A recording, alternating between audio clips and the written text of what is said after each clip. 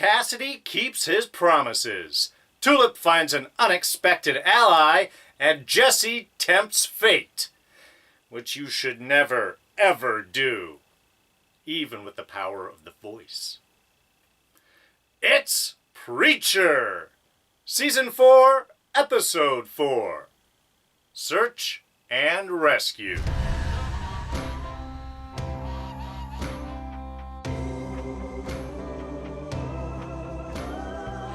Hey everyone, D here, and welcome to this week's review of Preacher. So yes, of course, lots of spoilers ahead. And as always, do want to tell you about our quick jump index system. Right in the description below, we'll have this entire review broken down, time-coded, easy to access sections. Jump to the end first, watch the beginning last, watch the review in any order you'd like. So yes, kicking through our final season of Preacher, and a lot of cool moments, a lot of giant movement, a lot of giant things happening. Really felt a lot more almost like little connected vignettes as we're dealing with Jesse trying to get to Australia, Cassidy trying to get out, and Tulip trying to get in to help Cassidy get out. So some fun little bits, some good little moments here. Said we did get Cassidy's whole bit of revenge and his final escape here. That was cool. Tulip, yeah, unexpected friend to find inside of Masada was not, well, I don't know. You get a little bit of a sexy Jesus there, I think. Big difference from Humperdoo, the original Jesus. He definitely has his charm, and I think that's working a little bit on Tulip. Curious to see where things are going to go with that. But of course, Jesse, in some ways, kind of playing almost background in his own story. I mean, I don't know. It's called Preacher. Jesse is kind of the central character, but not much really happening with him. More, again, of the tempting of fate, learning a little bit of possible humility. Is that God's plan with Jesse, that he learns a little bit of humility? That doesn't seem to be from his discussion there with Starr wanting to cut a vagina into his soul. Okay, God, that's an interesting place to go. Also seems to even throw Starr off. He just wants one in his head. But yeah, overall, like I said, it's kind of a good movement. To be honest, I'm just glad by the end of this we're kind of out of Masada and Jesse has sort of reached Australia, so it seems that we can get some other actions going on. My real question is, honestly, where do they plan to end this? I mean, I enjoy the show, but what is the end game here? Jesse is off searching for God, but now he wants to make God have some answers, so I can understand why God would want to avoid Jesse if Jesse has the voice, and that even could influence God. That could sort of mess up the whole apocalypse plan. Apocalypse 2020! That they've got going on. But even with, like, Tulip and Cass, what is the sort of end game with them? And I know the comics goes in a certain direction. We're most likely heading in some way like that, though Cass is a little different here. But shows can often take their own directions. So I'm really curious what the eventual goal here is. I mean, Jesse, it makes sense that Jesse is on his own because he is searching for God, and that sort of ostracized him in a way from Tulip and Cass, who's really, their whole missions are about togetherness. You know, even in this, we've got Tulip's going to rescue Cass, and Cass wants to get out of there so Tulip doesn't risk herself coming to rescue him. So, I mean, they're concerned about each other, their group. You know, Jesse's sort of been pushed off now because he's not about the group right now. He's about God and whatever kind of mission that's going to end up actually being. I don't even really know if Jesse knows what it is that he wants. Whereas, you know, with Tulip and Cass, at least they've got together each other. And possibly a whole new addition to the group. And yes, so Jesse is on his way very slowly to Australia now with Steve the pilot. At least for part of the way. And I said this is really kind of almost a very aside story at the moment. There's so much more action and intrigue going on in Masada between Tulip and Featherstone and Starr and Cassidy and everything. So Jesse's story is really kind of almost like a little sidebar into what's going on, despite in some ways it may being the central story. But yeah, kind of starting off with tempting fate, which, as I said at the top, is one thing you should never do. Now, don't get me wrong. I loved God's appearance. I mean, okay, we've got the opening scene with Starr and God talking about Starr wanting revenge, carving a vagina in Jesse's head. Very pedestrian goals, I guess, from God's point of view. God looking for something bigger. And so I'm sort of wondering, even without these whole scenes, if this is God kind of trying to teach Jesse a lesson, move him there, because he could have easily wiped out the plane on the way down. We've seen the little toys and that he's sort of playing things. I love his bit as the plane's going down. I love the pan over to God, just as like the craze. Woo, yeah, let's go down. This is exciting. I mean, hilarious. But Steve was right. They did survive. It was sort of a miraculous. They survived, kind of actually, at least initially, both unharmed. Got their rescue boat. So good on him. He even seems to have a pretty good supply of water. Right by the drink cart, I guess they were sure to grab. And this almost all sort of feels like a test of Jesse's faith and belief. I mean, he's shouting out at God the entire time. Is that the best you got? Which, again, never do that. That's you're just asking for it at that point. And the slow kind of degrade as he's trying to remain positive, almost overly sickly positive. Which is funny when he tells Steve to be positive. And that almost gets to the point of annoying Jesse. I thought that was kind of an interesting bit. Jesse is way too positive. Everything's going to be fine. We're going to do this. We're going to be great. We're going to get the thing. I like the sale. And I like the idea of sort of giving Tulip a little bit of credit there. I got a friend who can do this stuff. Make all this stuff together. So, I mean, there was kind of a cool. He's reflecting back on the important people in his life. He's not dismissing them, which I appreciate. But yeah, it just, and then we have the whole thing with Steve. And to be honest, Steve, kind of the funniest part of this whole bit. I love how he is transitioning from just sort of amazement to concerned that he's going to die, to the overly positive, and then the reality of it not being positive when he finds out that his legs have like been horribly scorched. I'm all right. I'm out here without pain, without concern, without pants. This is all going to be great. Anyway, I love just the transition from it being super positive, the fear, concern, yelling, oh my God, then not feeling any pain. That's awesome. I love that. Feel no pain. That's awesome. I mean, Steve was definitely the source of comedy throughout this. And in some ways, the reality, the cost of Jesse's pursuit here, and maybe overly optimistic, unwise use of the voice even, because, of course, being overly optimistic, he can't feel really the pain. He doesn't concern himself with the damage that the burns are doing to him. When he does return to it, of course, it hurts, so he takes away his pain, so he doesn't react to it, and then he doesn't feel the shark attacking and gnawing onto his skin. Would have felt the pull, though. But that doesn't matter again. He's saying this is the result of Jesse overly using the voice, not doing it in a wise capacity, in some ways, overly concerned with his own kind of position in the argument. I mean, he gets Steve to think that he is God. For a little bit there, he's asking, I've seen your power.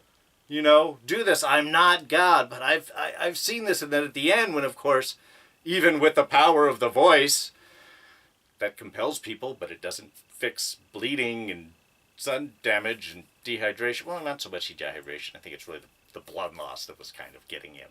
Tourniquet not being effective there. But even with that death is, you lied. You know, you have this power, but it can't keep, even though we're compelling him to stay alive, is it going to keep him alive? The body's just going to go. So, kind of an interesting little arc for Jesse there. I think there is some humility that seems to be being taught, even though he's not entirely grasping it. And of course, wrapping up with really an expected scene when he wraps Steve up and pushes him out.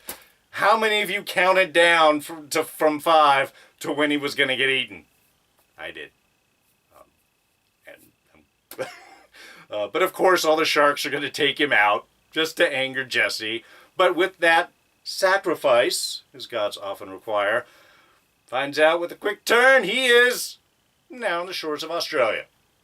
So, yeah, a little bit of faith maybe Jesse needs to learn in the work in the journey. The journey is not a simple from where you're coming to where you're going.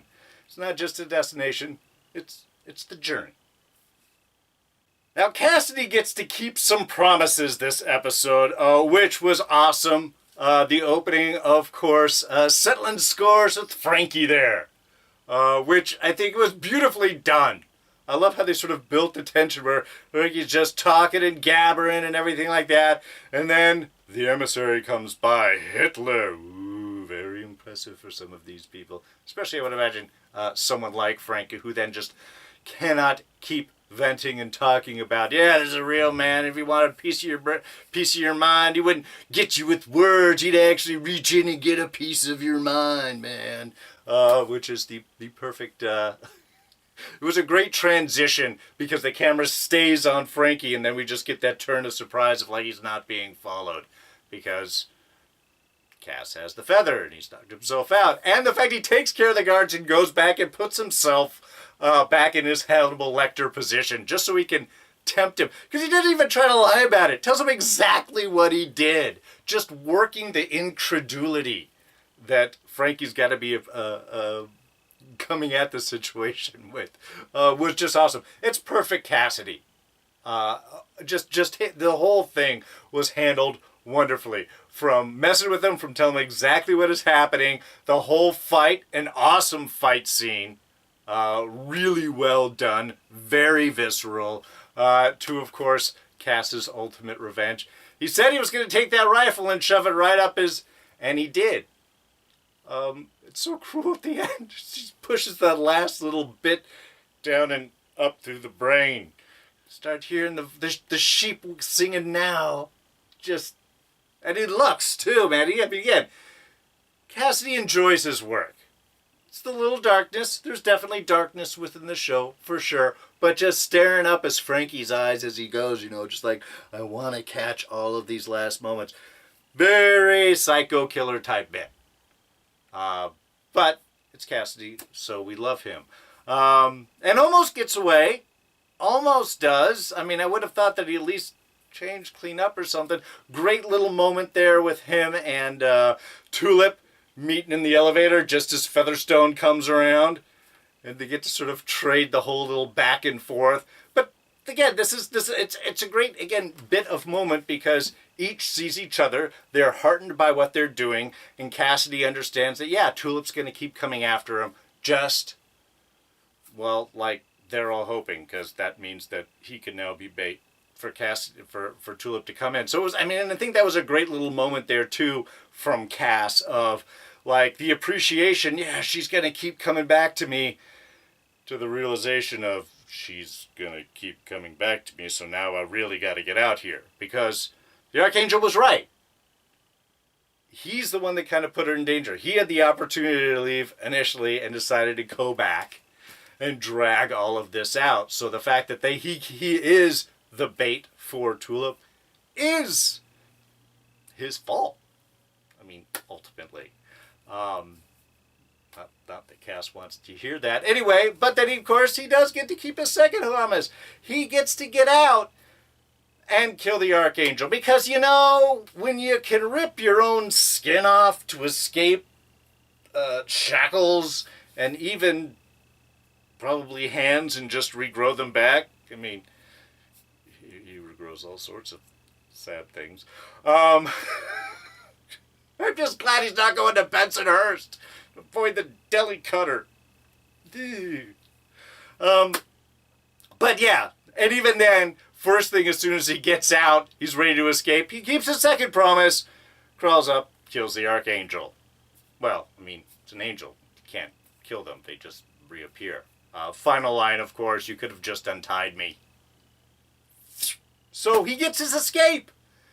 And he does it because he's motivated by keeping Tulip safe. Again, this is kind of the great moment between Tulip and Cassidy, is they're working to support each other. Whereas it's Jesse that's working to do a whole entirely different side project. Which is why he can be gone.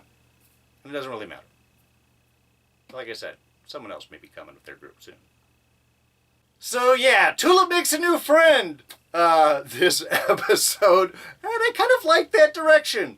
I like the choice. And this let's be all honest. I'm sure we all thought when she got pulled away from the rescue cast bit to serve the emissary, we all thought it was Hitler, right? It's the only emissary that we'd seen in this episode.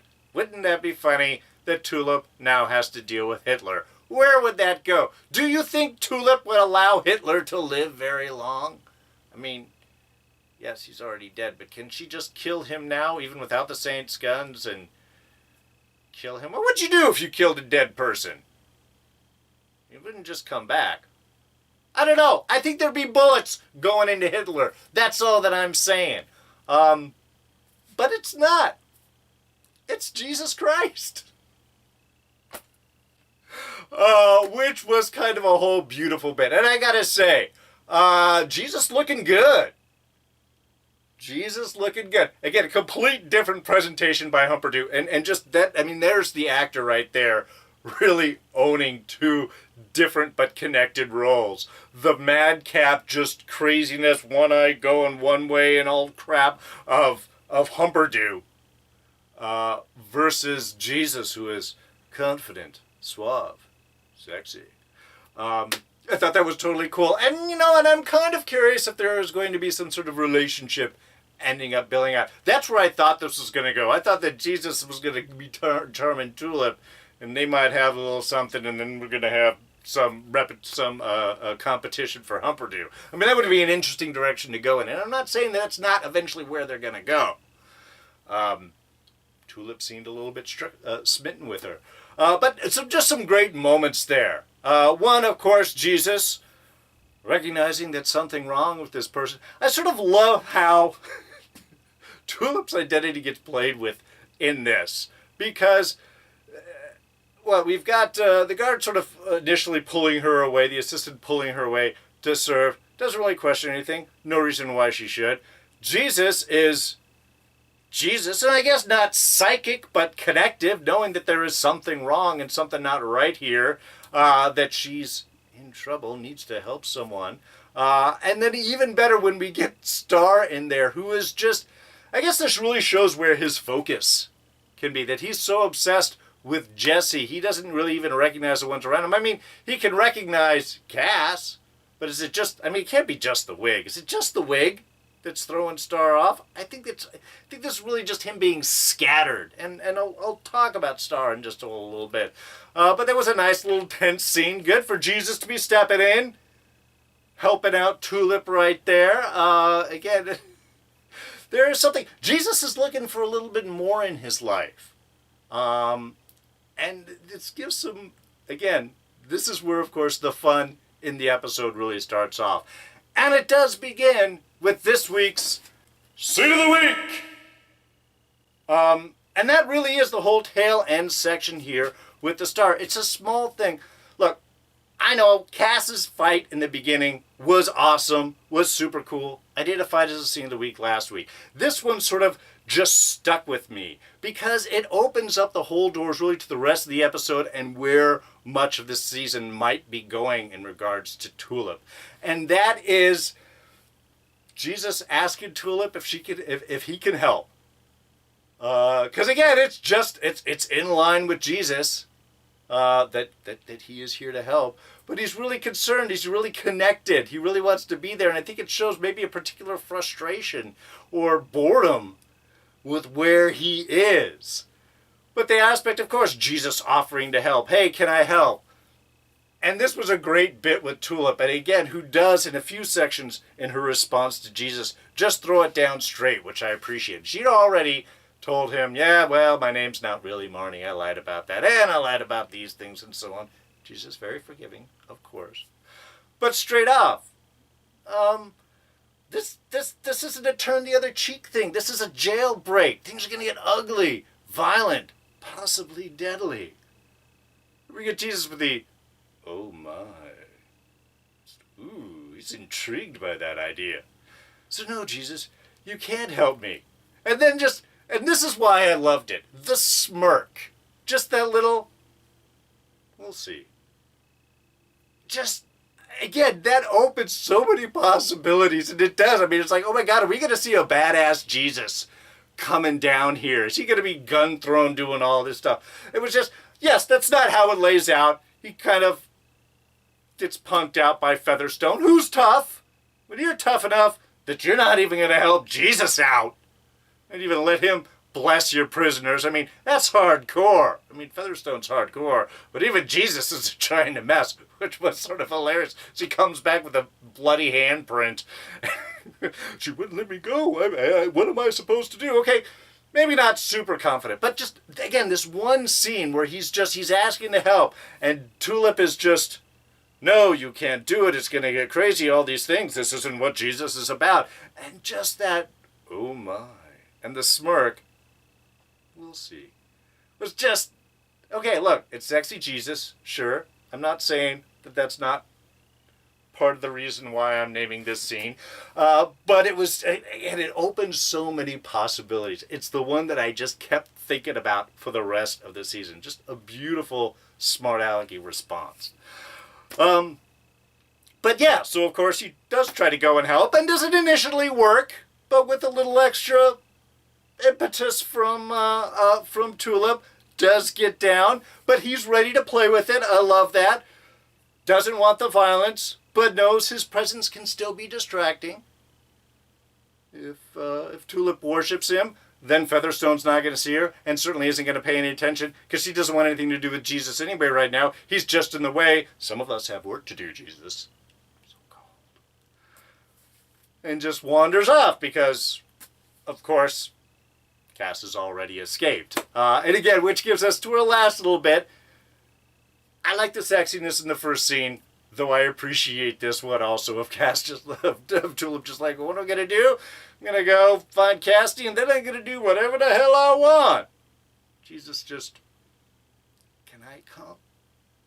He's bored. Jesus is bored. He's looking for a little adventure in his life. And boy, did he hook up with the group that's going to give him adventure. Cannot wait to see that. So yeah, those are all the really big bits. Of course, we still have Starr kind of falling apart. Actually, literally falling apart. And very, is it Starr not as imposing as he has been previously? Is he getting weak on the top? He certainly seems to be overly concerned with how he looks, which is definitely something that God was messing with him about. Looking at his head and his ear and everything, and just, I still don't get why he was putting the foreskin on his own ear. To just do some transplant, because now it's off. It's got a smell. It's the wrong color. Ugh. But yeah, Starr definitely, we're really concerned with his looks. I mean, even Hoover, too, was able to hit with that line of sitting pretty, which is resonating with Starr there. He wants his looks back. He has his power, but he wants his looks as well. He wants the whole package. He doesn't want to have that sacrifice. He wants that given back. Maybe he believes that's the promise for being the All-Father, the All-Powerful. The last All-Father, definitely not attractive on any level. It's the whole power corruption and, Emperor from Star Wars darkness happening there. That's slowly what's going on with Starr. And of course, Eugene and the Saint, again, in for this long, which is, it's an interesting way of travel. I was wondering how they were going to get to Australia, since there was just really a lot of walking. The car was like a special thing, and they weren't heading to the airport. Shooting a bullet through the earth to tunnel away, to crawl through, to get out. That would not have been dawned on me as a possibility. Certainly not to the poor Australian, who didn't last too long after that. Crikey, did you just burrow right through the center of the earth? I didn't even think that was possible. Come on, it was a big scene for that actor. He ate that up and did it well. So, yeah, I mean, again, not really much with the two of them. They just go from being in the U.S., the Gulf of Mexico, to Australia by traveling through the center of the earth. Man, that does save on transportation costs. And, of course, Hitler. Let's not forget about Hitler. Here to take a look at Humperdoo, very sneaky. Of course, getting a Luger from Hitler, I guess, is a good thing to bribe a Grail guard with. Is it the one that he killed himself with? Just a Luger? Could go either way. It's a Hitler Luger. It's still worth something. But what is he doing seeing Humperdoo? Now, throughout this, we've had commented that here Starr was having difficulty finding Humperdoo. I think even Hoover 2 had mentioned that. And yet, they do have someone down in the basement. The real question is that Humperdoo or is it one of the clones? I would seem to lean more towards the clones, and I think that's what Hitler's doing. That's why he jumped right up to the piano, playing a nice rousing tune to see if this Humperdoo can soft shoe, because only the real Humperdoo can, and if this isn't the actual Humperdoo, that does create problems. God says that Humperdoo is central to his plans. How? I have no idea. That's already a scary thought. So he definitely means something, and everybody does eventually want to meet the Humperdoo. Even Jesus, probably going to be disappointed a little bit. But yeah, so I think that's sort of what we've got going on here. I think Hitler is testing to see if this is the actual Humperdoo, because if it is not, well, that's going to mess up God's Apocalypse 2020 plans. Alright, just a couple of small things. One, Featherstone hiding out across the hall. Look, this was almost a scene of the week. This was hilarious. Of just her standing there, and at this point, you know, it's gotta be a while, and the guy behind her is just, I gotta pee. I really gotta pee. I mean, I just don't know how long. If I don't, it's gonna be this long. And just, Featherstone, of course, takes no crap, turns around, stabs the guy right behind him. Who isn't the one that has to pee? That's alright. I just went in my pants. Yeah, somebody just gets stabbed, you're peeing in your pants. But that guy wasn't groaning. So I don't think it was the guy on the ground. Of course, the real darkly comical part with this is if you're concerned about the person peeing, is it just the noise of him saying he has to pee? Because you kill someone, they evacuate both ends. Pee, poop, it all comes out. So now you've got a corpse that just pissed and crapped himself. I wouldn't really want to be hanging out in that little jail cell for that long after that. And you know, I'm really going to miss Steve, the pilot, who we learned, at least tonight, that his name was Steve, just before he died. Some of the best lines and moments by far. The plane crash, we've hit a patch of something. Okay. When Jesse's talking to God after his hand gets eaten, or Jesse's not even talking, just kind of looking up, just having that moment. I was just like, because he was just like, what did he say? You were talking to him, right? And then, as he's dying, his lamentations. I should have had sex with more strangers. I mean, I had sex with a lot of them, but I could have had more. It was just comic. Of course, the little downside, realizes the mistakes he's made. You know, wasn't necessarily a good husband. Married 4 times, 3 times for money. Again, backstory I would be interested in hearing. And very sad with his death. So, I mean, I guess Steve gave us some emotional range in this episode. But still one of the best lines. Some of the best lines. Alright, so I think that pretty much wraps everything. So, yeah, almost hitting the halfway point. 4 episodes behind us, 6 more. So, very excited. I am really thrilled to see if Jesus is actually ganging up with Tulip and Cass. From the preview, it definitely looks like that. And that's going to be one of the most... We can already preview what's probably going to be the scene of the week next week, is if Jesus is doing a bank robbery. I'm going to tell you that right here. As for Jesse, now he's in Australia. Is he finally going to get to the rock, the big giant penis-shaped rock he's supposed to? And what is supposed to be there? Look, it's not going to be a simple journey. It's going to take a while. There's going to be a lot more trouble thrown at him. What are God's plans here? What is this all about? Do we get to find out more about the Apocalypse 2020 role? And, of course, what is the big central role that Humperdoo plays? Looking forward to finding answers to all those questions. But for now, we're going to go ahead and wrap things up. So thank you, as always, for joining me with these reviews. If you enjoyed them, do appreciate you hitting that like button, sharing with your friends, and commenting down in the section below. Let me know what your guys' thoughts are. How do you think the season's going out? I'm very thrilled. Well, the beginning, I did have some issues with the first opening 2 episodes. Really enjoyed these past 2. This is feeling very preacher-y to me. So I can't wait to find out what happens. But let me know what you guys are thinking. How are you enjoying the season? What do you think about Jesus joining up with Cass and Tulip? Let me know. Put your thoughts down in the section below. You can always catch me on Twitter and Instagram. I am at Darren Jakes. You can hit this button to subscribe. We'll throw a couple of our latest reviews right here for you to check out. And there should be more fun stuff coming your way. So, it's going to wrap things up for now. So, I'm D, and I'm out of here. Catch you guys next time. Bye-bye.